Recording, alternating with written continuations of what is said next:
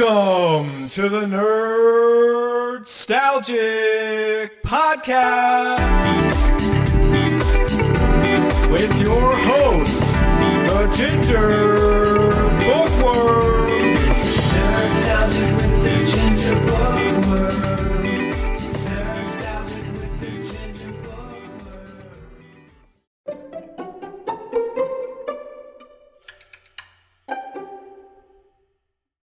Howdy beans, and welcome back to another exciting episode of the Nerdstalgic Podcast. I'm your host, Luke the Human. Hope you're doing well, hope you're all good, as per usual. So, today's topic is going to be a very, very special one. It's going to be a Doctor Who special today, which I'm so excited to be talking about because I've been waiting so long for not just this special, but the return of David Tennant, and then we've got Donna Noble. Catherine Tate is back. Beep the Meep, one of my favourite villains from classic Doctor Who, which we'll be talking about today, played by Miriam Margolyes, as well as all the other specials we've got going. I'm just over the moon and so excited to be talking about all of this stuff. But before we get into it, just want to do a quick bit of housekeeping because you know I like to keep my house clean. So, make sure that you follow me on Twitter at nerdstalgic_pod to be kept up to date on anything that I am doing, watching, reading, and all that jazz. And if you are listening on YouTube, don't forget to leave a like, comment down below in the comment box, and don't forget to subscribe and ring that bell to be notified whenever I release a new episode every Sunday. So, as I said, today's topic is I'm going to be reviewing the Star Beast special, which is the first special out of 3. You've got Star Beast, Wild Blue Yonder, which we know nothing about at the moment. Russell T Davies has basically said it's the most crazy, bombastic, out-of-this-world thing, and something that you've never seen before in Doctor Who, so that's got me hyped. And we have the Giggle, which is the final one, which revolves around the Toymaker, which I've spoke about the Toymaker before, and I'm really, really excited to learn more about the Toymaker and this new rendition of him. But today we're talking about the Star Beast special, and I'm going to be covering them all. The first one obviously comes out as a recording today on the 25th of November. Then with the Wild Blue Yonder comes next Saturday, and then the Saturday after that. So you've got 3 weeks of Doctor Who goodness coming from me, and I'm just so excited just to be actually being able to see these, because again, like I said, I've been waiting so long. It's gonna be a lot of fun, and as you can tell, I am very, very hyped. But today we're going to be focused on the Star Beast, and like I said, I'm really, really hyped for the Star Beast because, like I said, we've got David Tennant back, which, to be honest, I wasn't surprised that David Tennant was coming back. Like, don't get me wrong, it is strange how we always seem to bring David Tennant out. Like, there is jokes online saying, David Tennant in the 90th anniversary special, he's like 70, 80 years old, but he's back as the Doctor. The BBC wheeling David Tennant out again in a wheelchair to be the Doctor again. You know what I mean? It's that sort of comedy. That idea that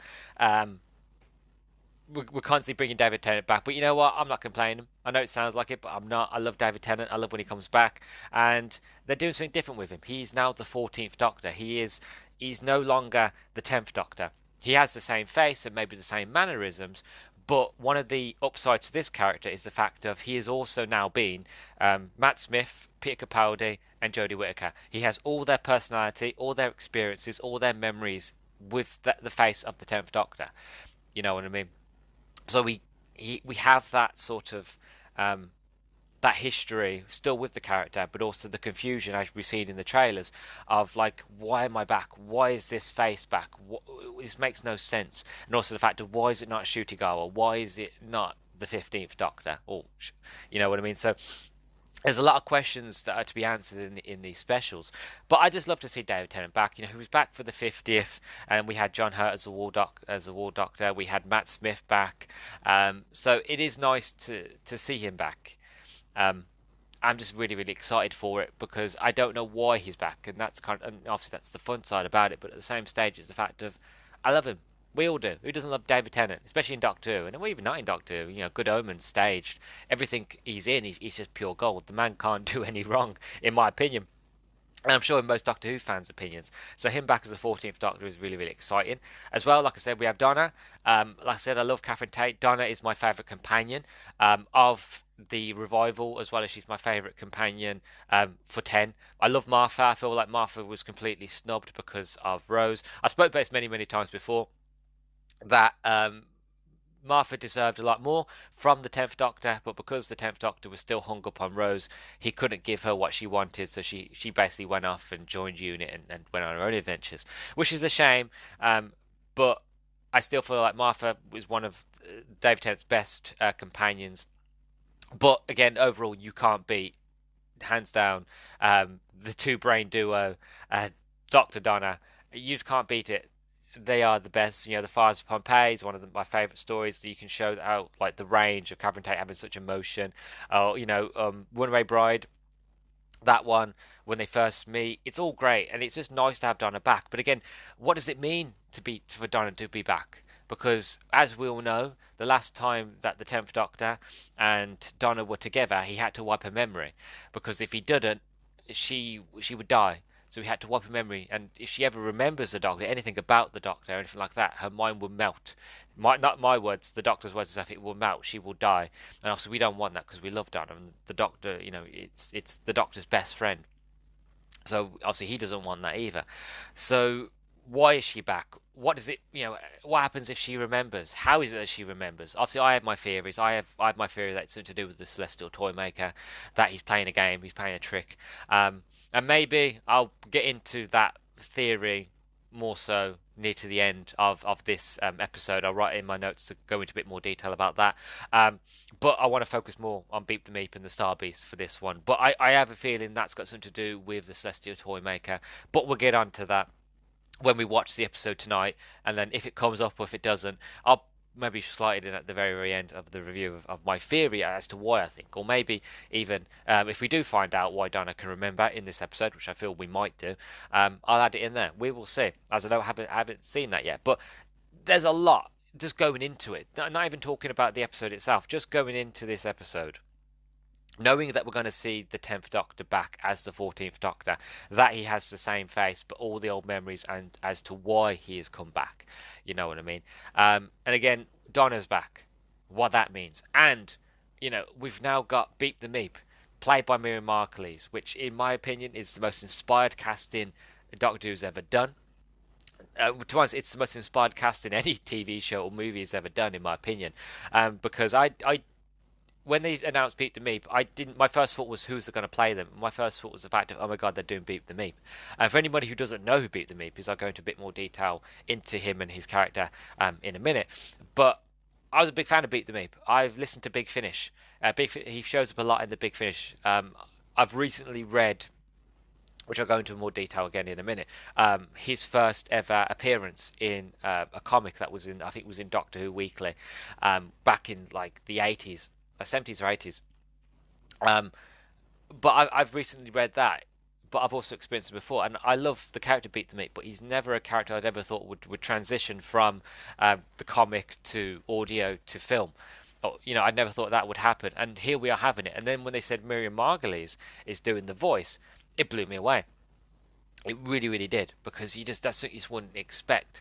And this is what I love so much about these specials, is the fact of, it feels a lot like, fan sort of like saying like it's the 60th anniversary. It's a way of saying thank you to fans for being fans for this long, for 60 years, for sticking with it, for making it still be alive, to basically supporting the revival as well as supporting the classic, and bringing back old villains, bringing them old faces, and just having I hate to use the word, but fan wank. You know what I mean? Very much the fact of, here you go, here's everything.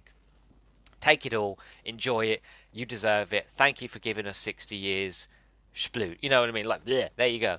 And for me, I'll take it, I love it, thank you to Russell T Davies to giving us all this stuff, and, keeping secrets, and granted, I want to know everything about it, but for keeping secrets, for the Wild Blue Yonder episode that comes next week, which is meant to be bombastic and strange, and the one episode that we have had hardly any information about at all, there's a lot going on. So the idea that we're going back to basics, that we're taking Who back and we're bringing back David Tennant only for these specials, but we're bringing him back, and we're bringing in Mary Margulies, we're bringing back Donna Noble, we're bringing back loads of new characters, old and new.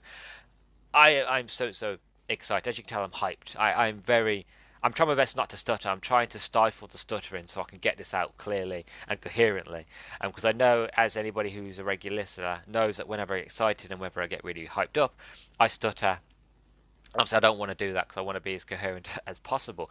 But I'm generally over the moon for this episode. I really can't wait to get into it. But before we take a break and then we go into the review that I'll be watching tonight, because I'm recording this in the morning, so that I can get the intro done, and that when the intro's done, I can go off tonight, watch the episode at 6:30 p.m. tonight on BBC One. For anybody who wants to watch, who doesn't know what time it's on tonight, BBC One at 6:30 in the afternoon. Watch that, and as soon as the episode finishes, I'm going to run to my computer, write down as many notes as I can. I'm just going to give you my first initial impressions and hype and blah blah blah and all that jazz. And so I can get it out either that night, tonight, or early hours Sunday morning, so that it can be out and people can enjoy it. And yeah, so that's my hope. But before we take a break and we get into all that kind of stuff, I just want to talk about the Fourth Doctor for a second. I know we're going back to Tom Baker. Is my favourite Doctor of the classics, and you're probably thinking, what's that got to do with the Star Beast? Well, let me explain. So recently, I purchased this graphic novel, which you can't see, so I don't even know why I said that. I used the word "this," but I bought a graphic novel collection, anthology collection from Amazon. I bought it a long time ago. I forgot that I had pre-ordered it, and it came at the beginning of November. It is the Fourth Doctor anthology, and what it is a big graphic novel collection of about 300 plus pages of all the Fourth Doctor comic book strips that were in Doctor Who Weekly as well as Doctor Who Monthly. So I'll just give you a list of all of them that are in here. So we have the Iron Legion, which was originally printed in Doctor Who Weekly issues 1 to 8, City of the Damned, Time Slip, The Star Beast, The Dogs of Doom, The Time Witch, Dragon's Claw, The Collector, Dreamers of Death, The Lifebringer, War of the Words, Spider God, The Deal, End of the Line, Free Fall Warriors, Junkyard Demon, The Neutron Knights, and about the authors. On the back it says, Panini Comics is proud to present the complete collection of Fourth Doctor comic strips taken from the early years of Doctor Who Weekly and Doctor Who Monthly, starring the incredible Tom Baker, incarnation of the legendary Time Lord.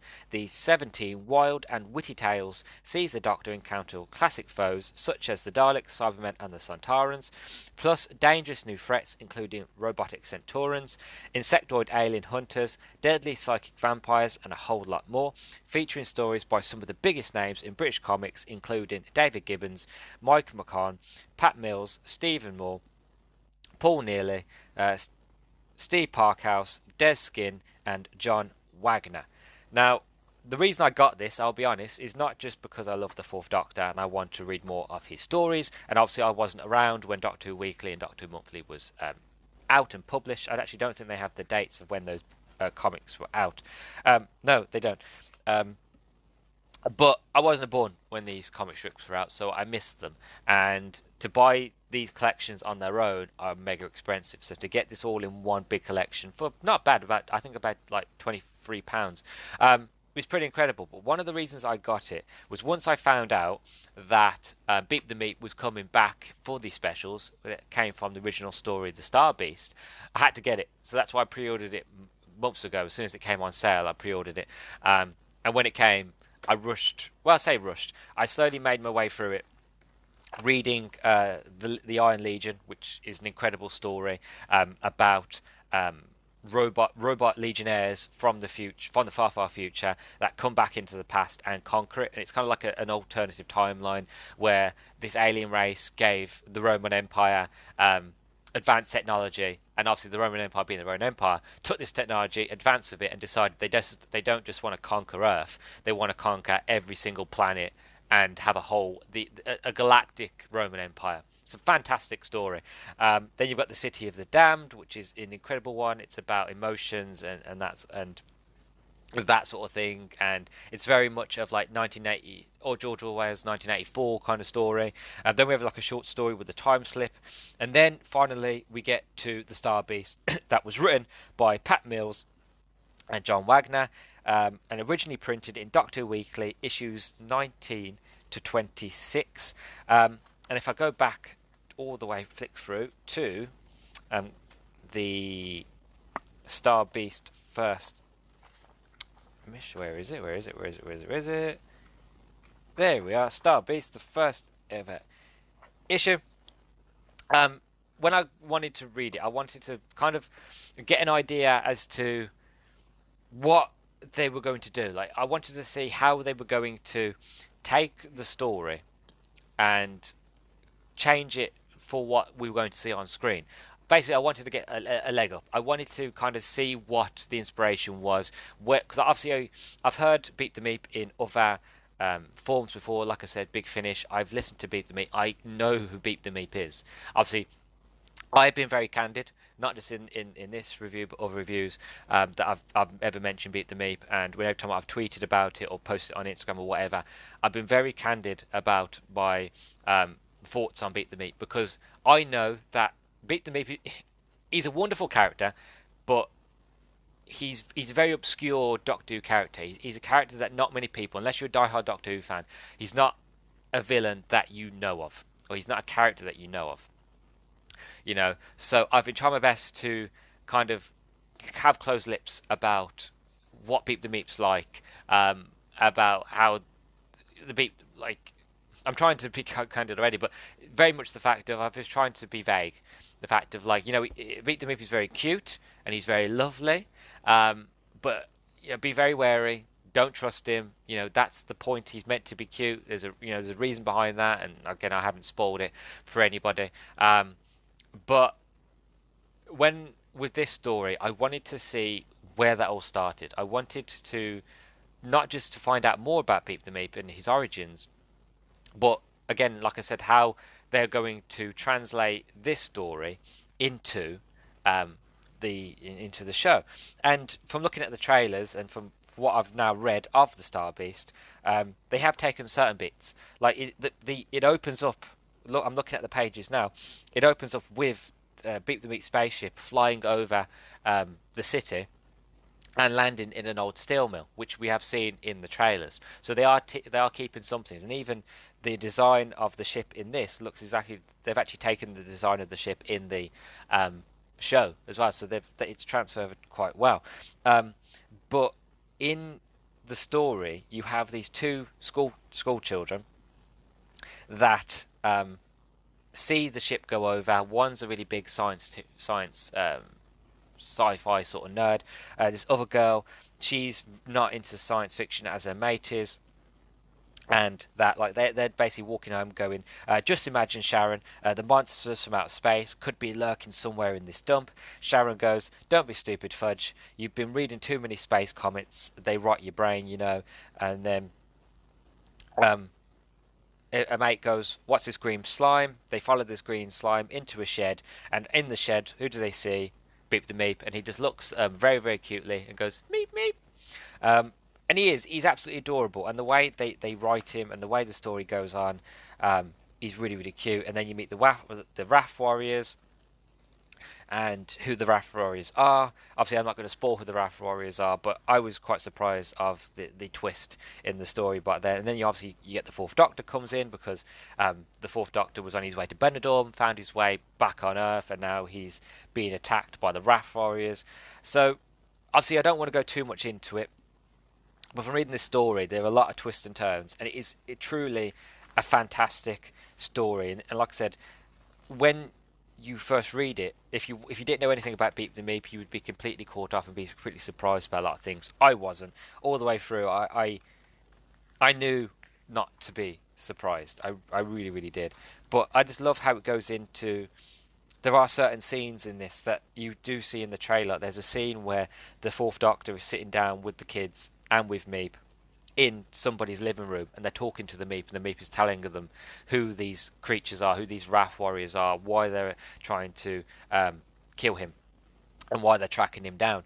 And obviously the Doctor's listening to it, and again we see that scene, so I would imagine that would be a scene as well.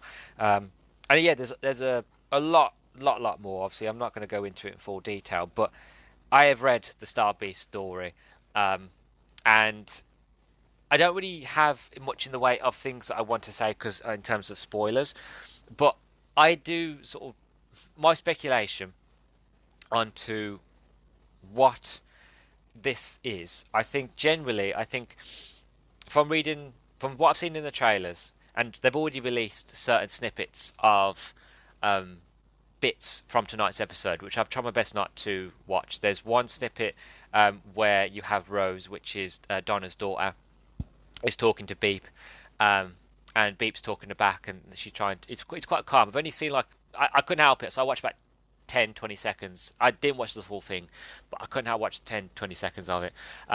Where they're talking together. There's that scene, and then there's another scene which this one I didn't watch at all because once I found out what the subtext was, I stopped watching completely.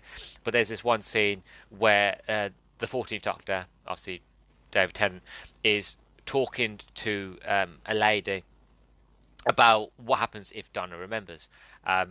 Again, that one I skipped that one completely because I want to experience that one fresh. But my sort of speculation in terms of what it means from reading the Star Beast, the original sort of graphic novel, I mean comic strip, and then seeing what I've seen in the trailer and the small snippets. My speculation is I think this episode is sort of your introduction, not just for new fans, well, but also for returning fans. It's an introduction of like we're going back to what you know of Doctor Who. This is a good sort of it's a classic adventure basically. The Doctor has arrived in a in a place, this time being Cardiff. He's now meeting. That's a word. He's now meeting a old companion, which again, as we know with Donna, can't remember him or she will die. What does that mean? So we're bringing in an old favourite companion. We're bringing in Beep the Meep, and Beep the Meep is being hunted down by the Wrath Warriors, which is a very classic sort of story. Again, like I said, there are twists and turns in the Star Beast story, which I won't get into. You might say, look, you spoiled it for yourself, but I basically wanted to see what they would change. And I feel like in terms of the review as well, when I get around to actually watching it and reviewing it later, I can then sit here and go, this was like this in the original source material and this is what they changed. Or this is what they kept and this is what they got rid of. You know what I mean?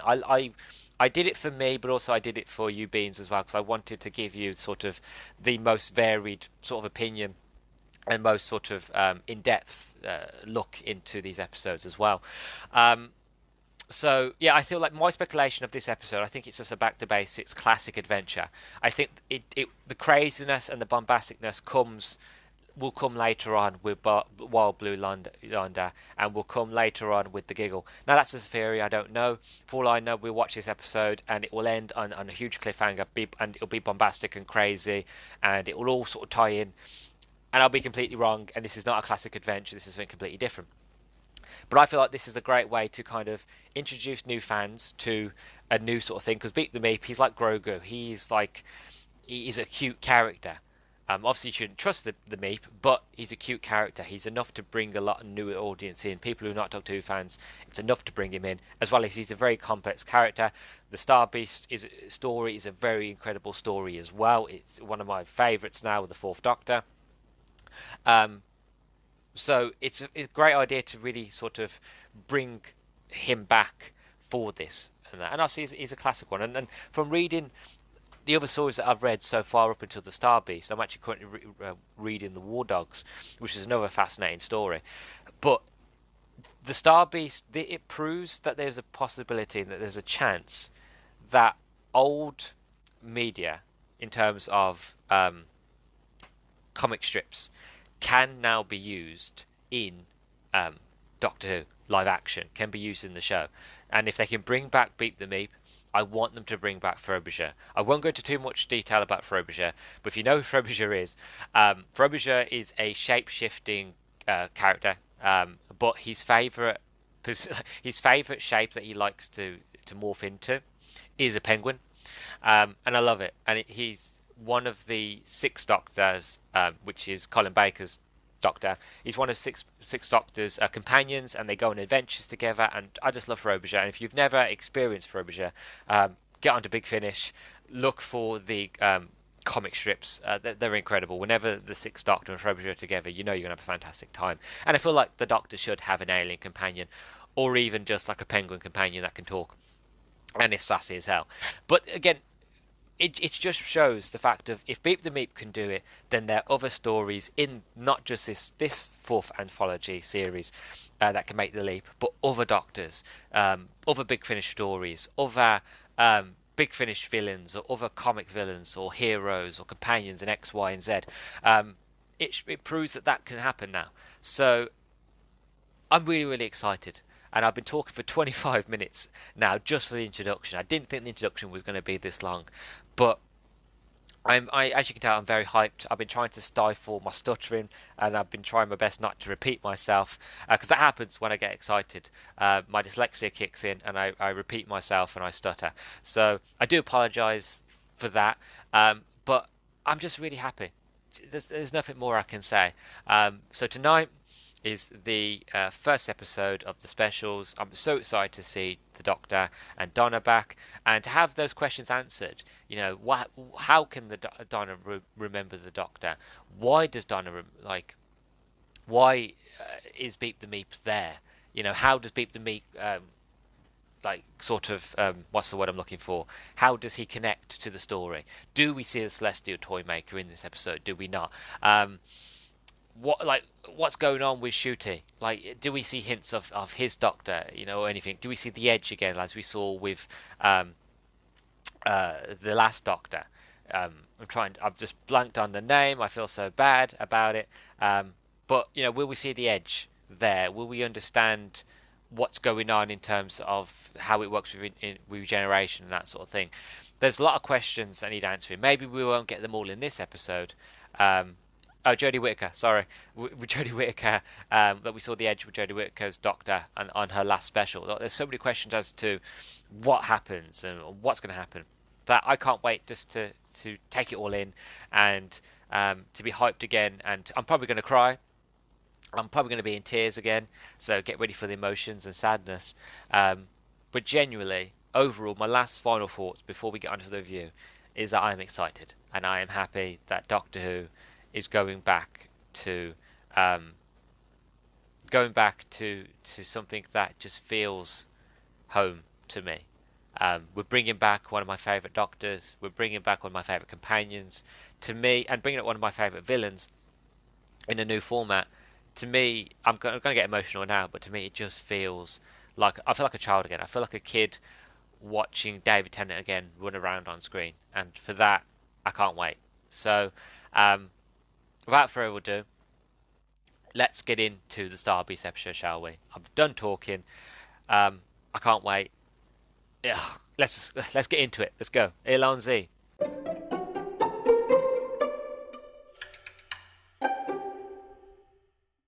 So I've just finished watching the Star Beast, and to give you any sort of indication of how I'm feeling, my eyes are still stinging from the crying that I did for this episode. I'm still a bit choked up about it, to be honest. It it it it was just lovely, honestly, to see the Doctor and Donna back. It was just lovely to see Donna back. It was just lovely to see David Tennant back as the Doctor. It made me feel like a little kid again, like a little being, a young being, watching David Tennant and Rose, and David Tennant and Martha, and it just seeing him back. It just took me back to my childhood. It was lovely. What could have made it better was bringing Christopher Eccleston back. You know what I mean? It was that sort of feeling. It was different, but it was new. It was comfortable, but it was odd and just crazy, and it was generally really, really lovely. That's if I had to describe this episode in one word, I would just say it was lovely. Because it was, and it is. It was absolutely just lovely. Um, I was right about a few things, my theories. There were like pictures out that I ate a while ago, like little screenshots, and one of them looked. It was where the doctor's inside this like little sort of compartment with full of loads, like surrounded by loads of switches and like dials, and I was like, "That's Beep the Meep ship," and people were like, "No, it's not. It's the blue yonder, and it's this and that," and then it was like Beep the Meep ship, and I was like, "I knew it was Beep ship." Um, but generally, everything about this episode was just nostalgia berries. It was like, oh, you remember? I remember. You remember? You like Doctor Who? I like Doctor Who. I remember Doctor Who. Remember David Tennant? I remember David Tennant. Remember You know what I mean?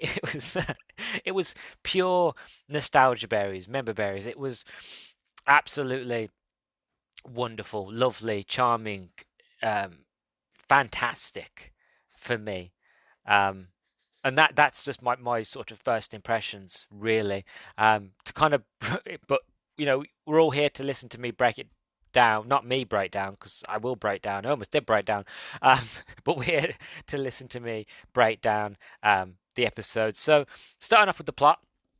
The plot runs very much the same as the graphic novel. They stick very, very close to the source material. As I mentioned in the introduction, I was intentionally vague, but I can be a bit more open now that I've seen the episode and now that I know the story of the graphic novel.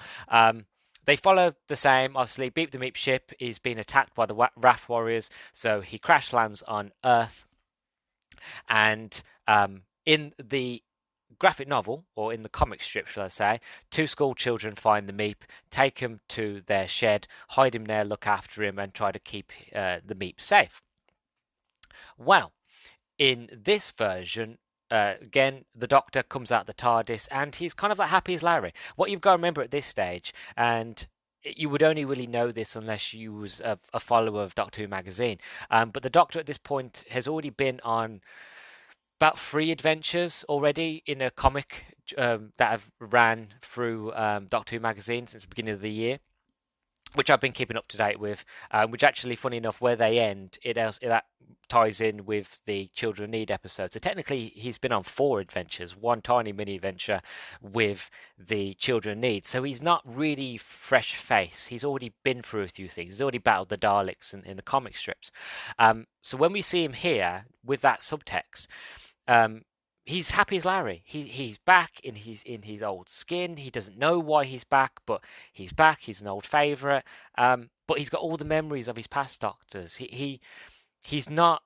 It's hard to explain, and I've tried my best to explain it. He doesn't feel like the 10th Doctor, but at the same stage he does. Now maybe that's me rose into glasses. Maybe that's the nostalgia. I always match David Tennant with the 10th Doctor because that's who he always will be to me, no matter who he's playing in whatever movie, TV show. He will always be the Doctor to me. But he feels quite differently because he has the memories of Jodie Whittaker, of Peter Capaldi, of Matt Smith. He has the prior memories of all their adventures, and he has their personalities, and he shares them as well as having the same old face, as well as having sort of his somewhat personality he had when he was the 10th Doctor as well. So it's amalgamation, really. It's a bit of a collection. I wasn't using the word hodgepodge, but that sounds a bit too negative because it's not negative. It's quite positive and quite lovely collection with it. But he's out and about. He's enjoying himself, and then he sees somebody in need, so he runs over, goes, "Oh, let me help you there." Next thing you know, it's Donna. And he's freaking out. He's like, "Oh no!" But like he wants to walk away, but he can't because not just because it's Donna, he hasn't seen Donna in a long time, but also the fact of the Doctor's a nice bloke, really, isn't he? So the Doctor helps Donna, and it's this sort of situation where it's like, sort of moment. But that brings Donna into it really, really well. And then from there, the Doctor quickly starts to realise that this whole sort of event is revolving around Donna. That she's involved somehow, that no matter whatever he does, he can't get away from the fact that Donna is the center of this, that something is coming towards her, and that why now he's got this new face, does he see Donna again? Why? And there's so many more questions, and then it switches back to Rose meeting the Meep, and Rose looks after Meep, and then that sort of links in as well with Donna's mom, and she not liking the Doctor at all, trying her best to make sure that Donna never remembers, because of course she doesn't want her daughter to die. So then, this then leads to a bit of banter, a bit of comedy when the Doctor does eventually turn up, and yeah, the story tends to go from there, really. And as it progresses, we get to see him use his new Sonic, which this Sonic is doing things I've never seen a Sonic do. No one's ever seen a Sonic do this, not even in the comics, not even in Big Finish. This is something that we've never seen as a Sonic screwdriver do. The Doctor can make force fields using his Sonic, like force field, like big light walls, and he can move them. He can make screens out of like squares. He can do loads of different things, and some people might not like it because a lot of people, and I know I've got friends who don't like that the Doctor uses the sonic screwdriver as sort of like a walking stick. He basically uses it to, it's like a gelato free card. I love the Sonic, but it's the fact that when the Doctor's just like, oh, I've solved all the world's problems just by using the Sonic, you know what I mean? And that doesn't bother me. I quite like it because at the end of the day, it's a tool. It's what it's meant to be there for. I know people don't like it. Oh, the Doctor always saves the day by using the Sonic, but at the end of the day, it's a tool. It's what it's there for. Doesn't bother me. But what I like about this Sonic that he uses, you don't really get an explanation as to why it does it. It just does. But it seems like it's a Sonic that's actually made for this generation, this new generation of Doctor Who. It just makes sense going forwards that really the Sonic and the Doctor should be a lot more advanced, and it should be able to do all these extra things that we see it doing, because it's a tool. It's a multi-tool. It can do more than open doors and resonate concrete. You know what I mean? There's a lot more that the Sonic should do. And I love that, so we get to see the new Sonic in action and how it works, and that's a lot of fun. And we get to know more about sort of Donna, what Donna's been doing all these 15 years, and then we had to have interactions with the Meep. That Miriam Markley does such a fantastic job with the plot, and I'll go into detail about each one of these little characters and things as we go on. But following the plot, it's great. It's really, really good. We get to see Rose in action, which is Donna's daughter. We get to see the Wrath Warriors, more of Unit. Aliens, great special. It's like watching a movie. It feels like watching a movie to me. And then obviously the Meep becomes more than the Meep. The Meep's evil. And I always knew the Meep was. This is why I was being very candid. This is why I was being really vague. I did realise after I finished the introduction that I let slip that the Meep was a villain in the introduction. So if I spoiled it in the introduction, I do apologise for anybody. But yes, the Meep is a villain. And I like how they stick to the story of the Meep, and they stick to the story of the Star Beast. It does follow it quite authentically, to be honest. The only difference is instead of two kids finding the Meep, it's just one. It's Rose, and instead of obviously the 14th Doctor, it's the 4th Doctor. But it's really, really good, very, very faithful, very well done. Definitely something to be proud of. If the writers of those of that original story, they should definitely be proud of their story, because it was done very, very faithfully. A few changes here and there, but overall it was a very faithful adaptation that I really, really loved. And yeah, it was so great to see the Meep in live action. It really, really was. But my overall thoughts and feelings of the plot is generally that I loved it. I thought it was great, and I can't wait to see what happens next. One thing that we did get, and again I'll get into a bit of information, is that at the end of this episode, I was waiting, because usually at the end of the credits, it's the what next. We always get it with every Doctor Who. It's the fact if you get the credits and then it goes get what next, you get to see highlights of what the next adventure is going to be. That didn't happen. There was none of that. It just ends after sort of what happens with the Doctor and Donna, which again I'll talk into a bit more information near to the end. So we don't know about anything. So they really are keeping this Wild Blue Yonder episode under wraps. So it's kind of scary to where we go next, but I'm excited. So next Saturday can't come soon enough. One thing I wanted to do is I wanted to go down basically bits talk about a bit more information about certain things, go into a bit more detail. So I want to talk about the 14th Doctor in more detail, Donna and Beep the Meep, and we'll talk about the TARDIS interior, but we'll save that for the best till last. So like I said, the 14th Doctor, beginning with David Tennant back as the 14th Doctor. As I mentioned, he is amalgamation. He is a wonderful collection of Matt Smith. He's a wonderful collection of Peter Capaldi. He's a wonderful collection of Jodie Whittaker. There are moments where the Doctor does things and he expresses emotions, expressions. He says certain things, and when he says them, he stops himself because, oh, is that who I am now? Is that the sort of things that I say? And it's a sort of a look back into the old Doctors, where you have sort of the love and emotion of certain doctors, and the way that some doctors were more emotive than others, whereas Peter Capaldi was a very sort of closed off person who used to use a lot of cards, gesture cards, to get across how he feels and that sort of thing. You've got Matt Smith's more sort of jolly, wacky, clowny sort of side, and then you've got Jodie Whittaker's more open, emotive sort of love, fam side of it all. So you do get to see certain moments where the different Doctors start to come through.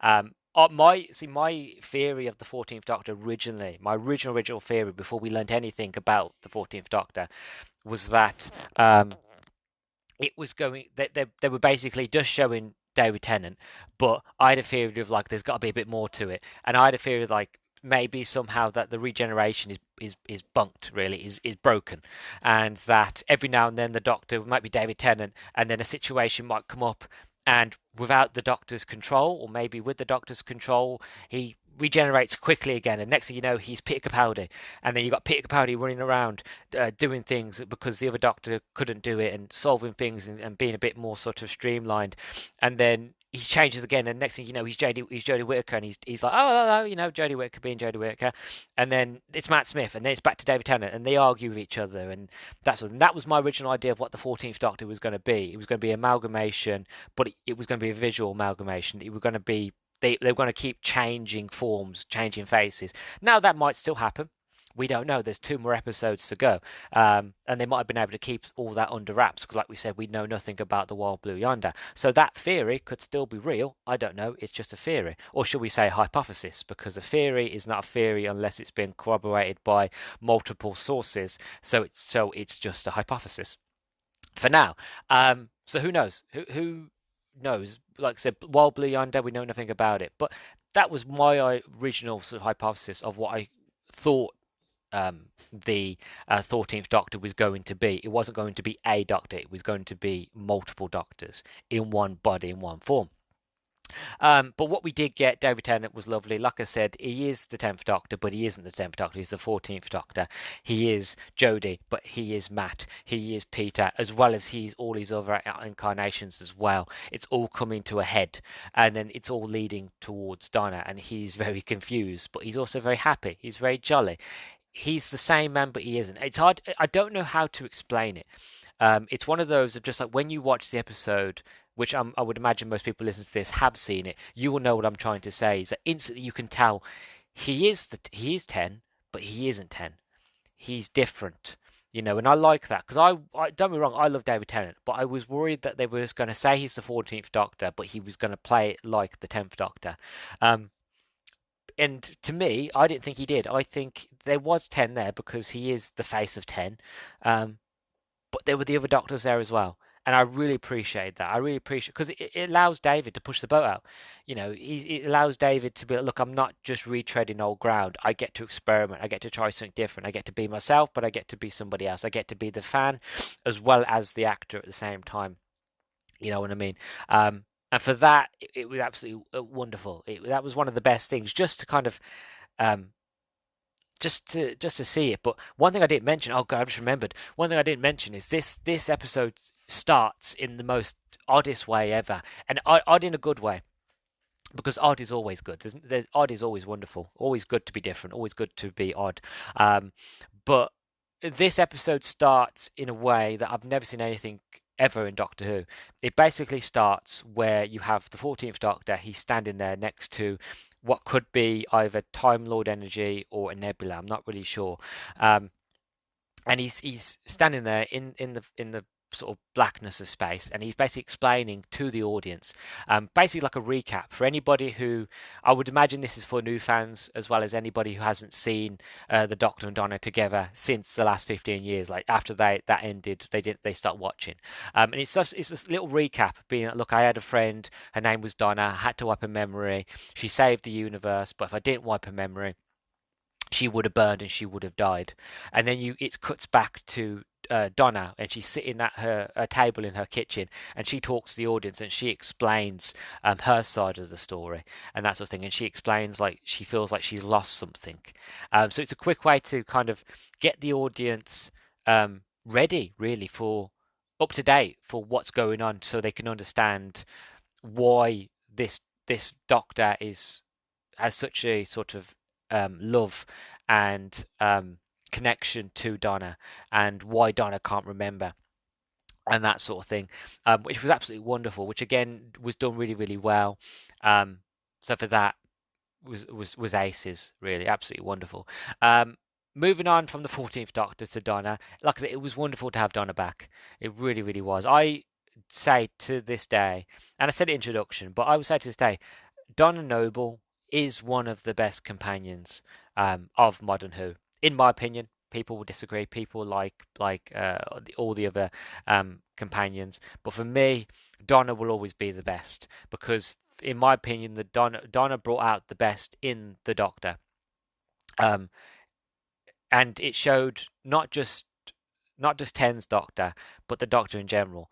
There were many moments where to be honest, it kept the 10th Doctor in check. She was there to be like, look, like in the fires of Pompeii, like save one. I know you can't mess with time, but please at least save one. And he does save one. And then that leads to, there's a reason why Peter Capaldi has that face, is to remind him to always be kind, to save one, to be the hero, to no matter what the rules are, to break the rules, to be the better person to save the day. You know what I mean? And Donna kept him in check, and Donna was his best friend. There was no love interest. There was love there. There was real hard love, but it was a hard friendship. It was a bond that could never be broken, a pure friendship, and it really kept him in check. And as we know, after sort of Donna went, he went a bit Time Lord victorious, and that's when it got to the point of like, okay, he's gotten too powerful, he's got to go. And then obviously it was very sad, and I cried my eyes out when David went. But she was the best of him. I think the Doctor knew that, and I think it, like he says in this episode, and it made me cry. It literally goes, it killed me. It genuinely killed me to wipe your memory, to let you go, and it did, because he spiraled after Donna left, and like I said, he was going to the Time Lord victorious. It genuinely killed him. It led him down a path of. It led him down the path where he had to regenerate, both figuratively and literally. And I think that motion still held strong with him all the way through Matt and Peter and even Jodie. It's one of those that what he had to do to Donna, I think that generally just scarred him for life, and I think that made him more cautious when it came to his adventures with companions and that sort of thing, which you can see if you pay attention. You can see it in Matt Smith and Amy Pond. You can see it in Clara and Bill with Peter Capaldi. You can see it with the fam with Jodie Whittaker. You can see these scarrings of the effect it had when he did what he did to Donna, and then what it did to us fans as well. But it's lovely to see her back. It's wonderful, and we do get answers, and we do get an explanation as to why the Donna can remember things, how she remembers things, and as to why Donna can remember him and not die.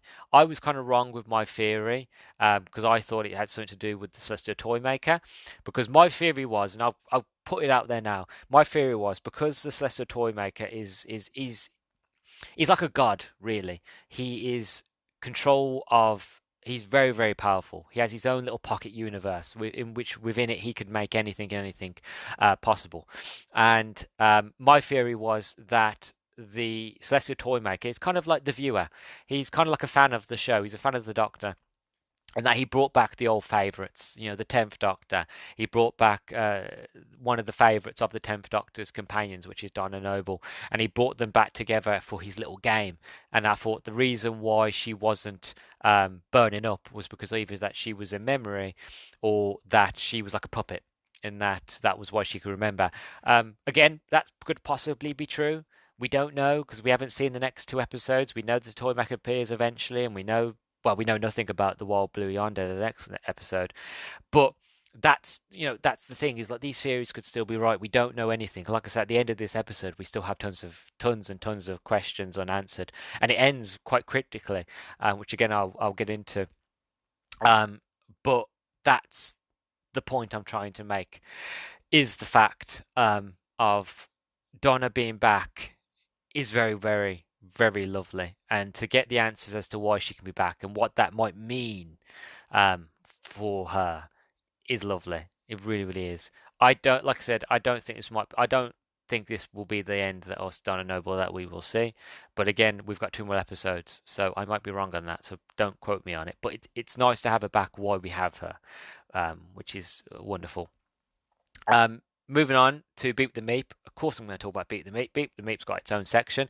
Miriam Margolyes, as I mentioned in the introduction, it's absolutely inspired.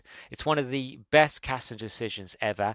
And to actually see it on screen, her voice, she does an incredible job, absolutely incredible job as the Meep. And like I said, the Meep is evil.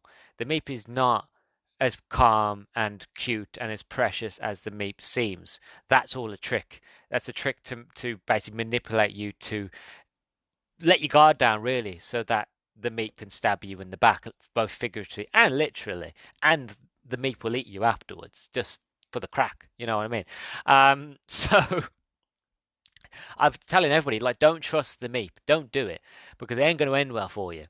But we meet the Meep in this one, and obviously Miriam Margolyes, she does a very quick, like, cute voice. Goes, Meep Meep, will you help the Meep? Meep is so alone. Will you help me?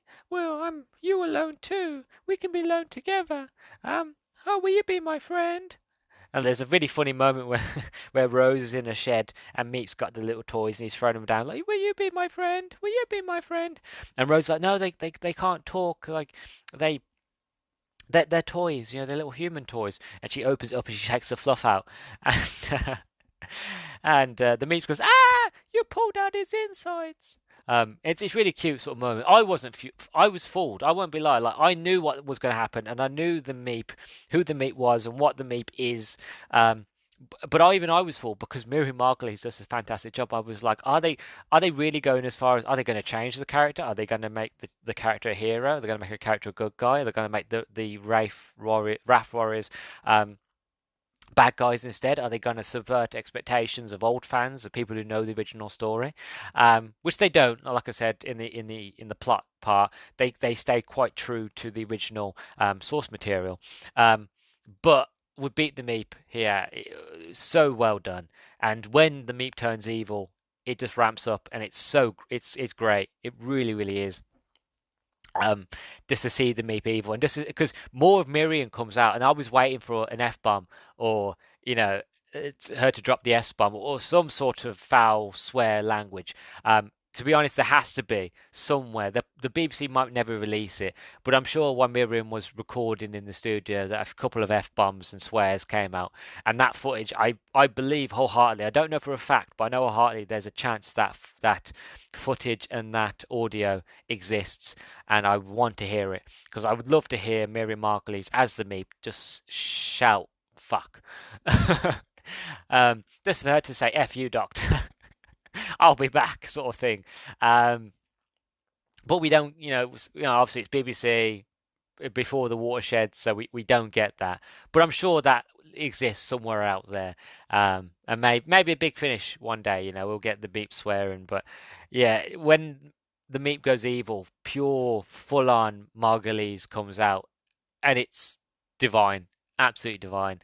And I knew it. I was so excited when he went evil. I was just like, yep.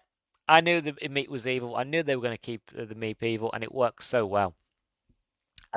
So yeah, it was absolutely inspired. It was really, really incredible. Um, and finally, the doctor, all is well. Another day saved. The doctor has saved the day, and we get to kind of see the interior of the TARDIS.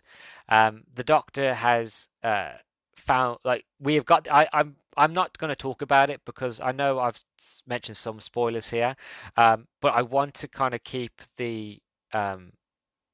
Even though more than likely, if you listen to this, you've already watched the episode, um, but I want to keep sort of the um, revelation of why Donna can remember things and how the Doctor saves her and she gets her memories back. I want to be very vague on how. I was, like, obviously I've mentioned it already. That does happen, but I won't talk about how because I feel like that's the most emotional part of it. There were many parts in this that I was crying, and the parts that I cried the most at was when it came to a head where the Doctor, for the whole episode, the Doctor is trying to ignore um, the fact of not just talking to Donna, but he's trying to ignore to bring up the, like, she keeps asking him, "Who are you?" And he's like, and every now and then, luckily, something happens, and he's like, "Oh, well, we got to go," sort of thing, and he's able to squirm out of it. But they finally get to a situation where they're both basically locked in a room, um, and the Dino basically, he's stuck. He can't get out of it. He can't squirm. She's there, and he has to tell her to save the day. Um, the truth from who he is and why he cares so much.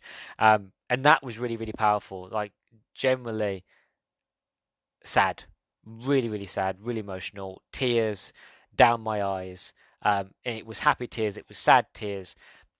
Yeah, I don't want to spoil it, but she does get her memory back, and it's a lovely way that they do it. And at the end, at the very end, Donna's there with her family, with her mum, with her husband, with her daughter Rose, and she's like, "Well, can we, like, go on one adventure?" And her mum's like, "No, can't go on an adventure." And the doctor's like, "Yeah, probably not." And then he's like, "Well, I was thinking let's go and see Wilfred, you know." And she's like, "Oh yeah, let's go see Wilfred." So they go in, and it's honestly, it was the interior of the TARDIS, the way they've done it. It feels like, to be honest, when I saw it, my first thought was this suits Shooty. Like, I know we first see the 14th Doctor in this TARDIS, but it suits Ncuti Gatwa so well. Obviously, I haven't even seen his Doctor yet. I don't even know how his Doctor is going to be, how his Doctor is going to act, what kind of Doctor he's going to be. But instantly, I was just like, this TARDIS was going to suit Ncuti so well, because I would imagine this is the TARDIS that is going to be for him. He's the one that's going to go on the adventures in this TARDIS. That's my guess anyway. They might change it. This might just be the TARDIS for the 14th Doctor. But the 14th Doctor fits in so well with it. The console looks new, but again, what I love about this whole episode, and I know I keep mentioning it, but this whole episode feels retro modern, retro chic. It feels modern with a retro zing to it. It feels like a classic adventure, but also it feels like a modern adventure. It feels like an adventure of old in modern times, and I don't know how to explain that. It's just one of those things of, like, when you see it, you'll get what I mean. And it's same when you look at the TARDIS, you look at the console room. They have the round things back. You know what I mean? What are the round things? I have no idea, but they have the round things back. And the console looks old, but it looks new. It has different dials, but it has old-fashioned dials. And the Doctor's running around. You actually have David Tennant like a big kid. And I'd like to believe this is probably the first time that David got to see the interior of the TARDIS. I like to think, like, Richard was like, "Look, you're going to enter the TARDIS, and I want you to just do what you would do if you was a fan." This is my interpretation, because I haven't watched the BBC Extra Doctor Who Unleashed yet. So I don't know if this was true or not. I literally came straight from watching the show to recording this. So after this, I will go and watch the Doctor Who Unleashed episode. But that's how I like to think, because that's how he was when David sees the TARDIS, when he walks in. And it's the same with Donna as well, because Donna's with him as he comes in. She's very much of shock, and she's like, "Oh wow!" And I was very much of, I was smiling. I was like, "Yes, I love it." And he literally he runs laps. He runs laps. He runs up and down down ladder, not ladders, but he goes up and down walkways. He runs around. It's so big, like it's grand. You can tell that Doctor Who has a budget. Finally, the Doctor Who has a budget, because it feels like a movie. All like the way everything about it just feels cinematic. I was watching it on BBC HD, which I recommend if you're going to watch Doctor Who, always watch it in HD if you can. Um, and it was just it for me it was yeah, it tingled every single nerd fiber in my body. It was lovely.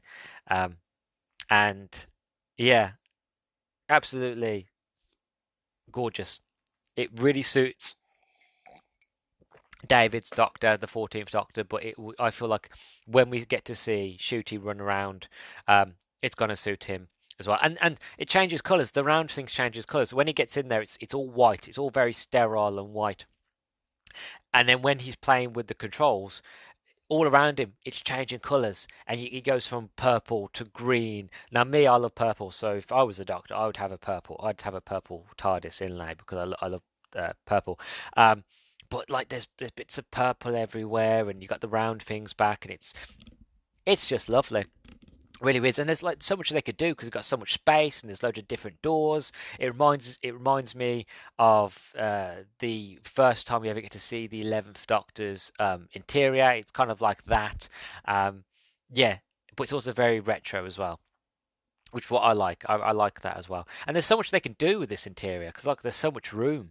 Um, Maybe like they could put a big screen, like maybe these dots could make a giant screen, and then the Doctor can do what he did in the classic ones, where instead of just running outside the door to find out where he is, he'll pull up on the scanner, and he used to look on the scanner to see where he is, to see, is it breathable? Can we go outside? Am I actually on a planet, or am I in some sort of building? Which I love that from watching the classic episodes now because we're on BBC iPlayer, that I get witness those things. Like, yeah, the Doctor he didn't always used to run out the TARDIS. He used to actually go on the scanner first to see where he is. So they could do that. I don't know.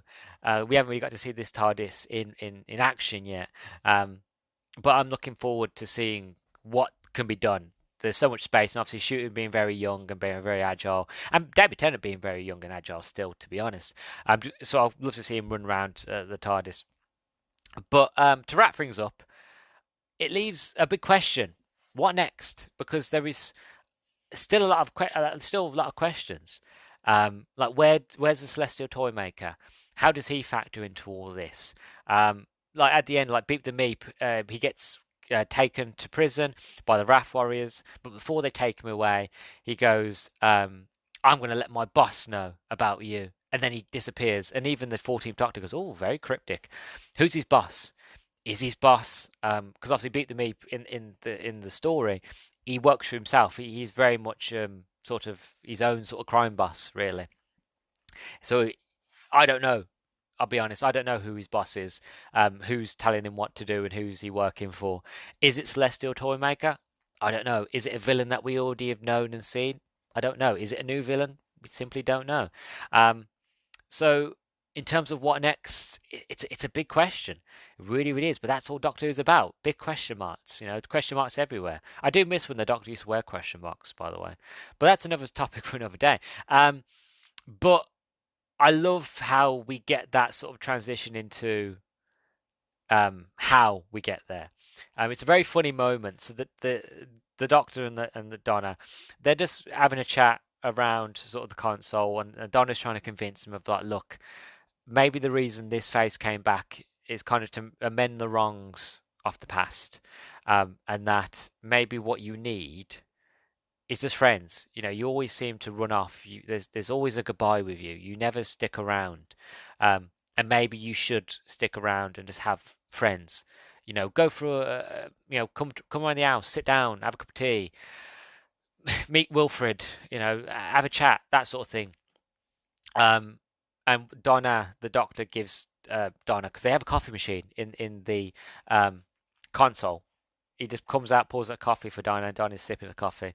And Donna, being clumsy and who she is, she goes, "Well, have a cup of tea." And as she says tea, she flings the cup and all its contents over the console, and that haywires everything. And fire everywhere, and I'm like, "Oh God, here we go, Donna. You've got a brand new console, and you've ruined it already." Classic Donna. And they're off, and the last words the doctor says is the fact of, "We can go anywhere and anywhere in time and space. I don't know," and then it just ends. So for where next, I don't know. Like I said, the next episode being the Wild Blue Yonder, it's the most secretive episode of them all. When I've bought Doctor Who magazine these past few months, and as the months gone on, they have spoken about the Star Beast. They've spoken about that one in full, really, and they spoke a bit about the Giggle, which is the third and final special. But Wild Blue Yonder, hardly anything. Actually, I have here, I think is it in my Beep the Meep special, or is it in the 60th anniversary special one? Let me have a look. Talk amongst yourselves. Doing through visuals, the Star Beast, hey, Wild Blue Yonder, right? So in my 60th anniversary copy of the magazine, they have a preview section, and in each preview section is each of the specials. For example, the Star Beast one, it gives you the essential info, telling you the day when it was on, who's starring in it, and it'll give you a synopsis of the episode in a nutshell. So for this one, it is a spaceship crashes in North London. Not that Donna Noble notices. She had other things on her mind besides there's no such thing as aliens, right? But then one turns up in her garden shed, the Meep, voiced by Miriam Margolyes. Another, the Doctor, David Tennant, barges into her kitchen. By the time a squadron of WAF warriors shows up on her doorstep, the Noble family must face facts. Donna's past is catching up with her, and her mind is about to be blown. To kind of give you an idea, synopsis, and there's pictures, right? And it goes into big detail about breaking down sort of what we potentially will see in this episode, right? Now, I go to the next page, and it goes Wild Blue Yonder, and there are 3 pictures, and they're all very vague. It's just the Doctor and Donna in what looks to be a very blue, concrete-y, mechanical place. That's it, right? And all we really have of it is essential information broadcast the 2nd of December 2023, starring David Tennant, Catherine Tate, and redacted. Genuinely, it just says redacted. That is it. And then when it says in a nutshell, sort of breaking down the episode, it just goes, the TARDIS takes the Doctor and Donna on a journey to a faraway, mysterious place and abandons them in the middle of hostile action. And that's it. That's it. And there's a quote section, right? So this is the quote unquote section. This is just quotes from the episode. There's one hope, a mechanism on board the TARDIS called the HADS, Hostile Action Displacement System. If the TARDIS is in danger, it goes away. Donna goes where? Doctor, anywhere. And it only comes back when the danger is gone. I turned it off years ago. I mean, I'd never land anywhere once, spent 3 years in orbit. I thought, oh, turn off the HADS. But if the TARDIS was rebuilding itself, maybe it clicked back on. Donna, but that means we've landed in the middle of hostile action. Doctor, yeah. Donna, there's something so bad the TARDIS ran away. The Doctor, yeah. Donna, then we go kick its ass. Obviously, David, we've seen this bit in the trailer. Well, a slimmed down version, and obviously Catherine Tate and David Tennant do a lot better a sort of rendition of this than I ever will. But that's it. And it even here, like I'm not going to sit and read what is written here about the episode, but from what I remember, and just having a quick scan at the moment, it's very redacted. It really doesn't talk about this episode at all. It doesn't. It talks more about the other episodes and the other characters, and that's about it really. So there's a quote here by Russell T Davies going, "This was a chance to see where the Doctor and Donna have been and what they like, what they're like in extreme circumstances." So I don't know. I really don't.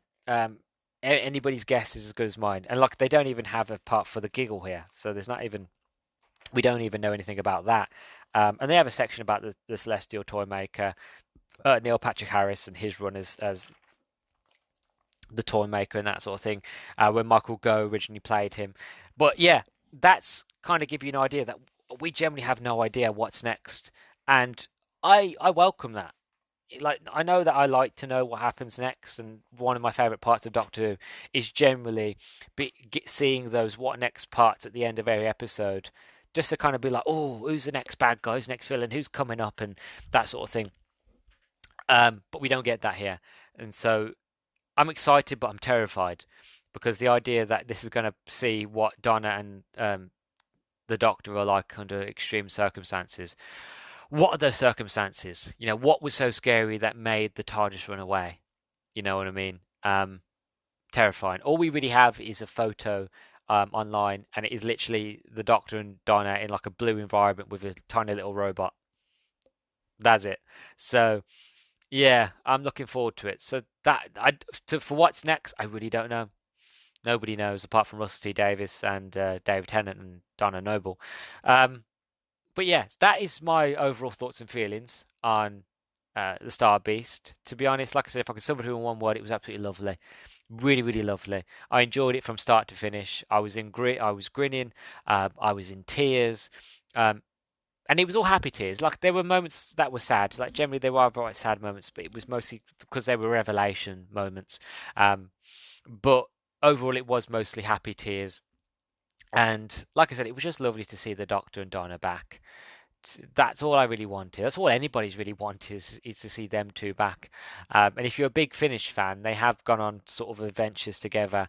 But to see them both on screen together, even if he's a different incarnation of the Doctor, he's still the Doctor. He's still David Tennant. She's still Catherine Tate, and she's still Donna Noble. And you can never take that away from either of them. And on screen, they are just magical together. And I love it. I really do. I think Russell T Davies should pat himself on the back. He's done a very fantastic job here. And I loved it. I really did. But yeah, that's my thoughts on Star Beast on episode 1. Let me know what you thought down below if you're listening on YouTube. I want to know your comments and all that, so put it down below. If you're not listening on YouTube and you're on Spotify, then hit me up on Twitter at nerdsurgical_pod. I want to know what people think. Did people like this one? Did people not like it? Are people fed up of seeing David Tennant? Did you not like the Meep? Did you love the Meep? Whatever it is, whether it be positive, negative, or middle of the road, I want to know at the end of the day, because like I said, this is a new thing. They're going in a new direction. They're trying new things. Doctor Who is changing, and with it comes change. And humans don't like change. So I want to know. I want to know what people think, if they liked it or didn't like it. So let me know however you can, either in the comment section down below or on Twitter. I want to know people's thoughts. So yeah, so I have been your host, Luke the Human. You've been listening to the Nerdstalgic podcast, and I will catch you in the next one. Bye bye, or as the Doctor would say, allons-y.